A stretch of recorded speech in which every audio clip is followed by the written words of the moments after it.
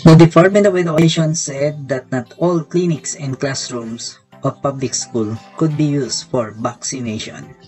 DepEd Secretary Leonor Briones said that not all public schools can be used as COVID-19 vaccination centers due to lack of manpower and spaces.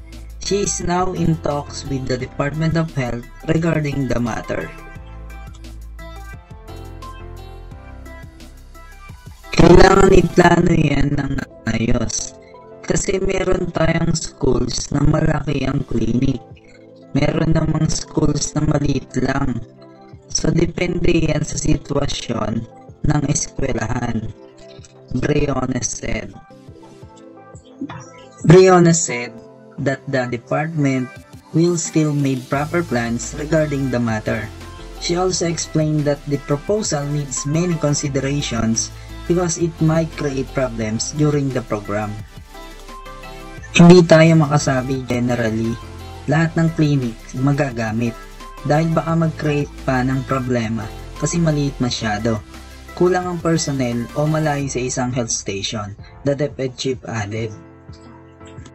The Education Secretary clarified the public schools teachers would not be considered among the personnel who will administer the vaccine for the coronavirus disease.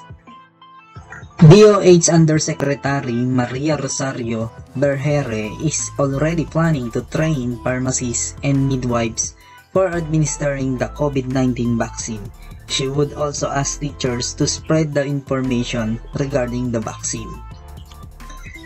What can you say about this? Just feel free to leave your comments and reaction to this article.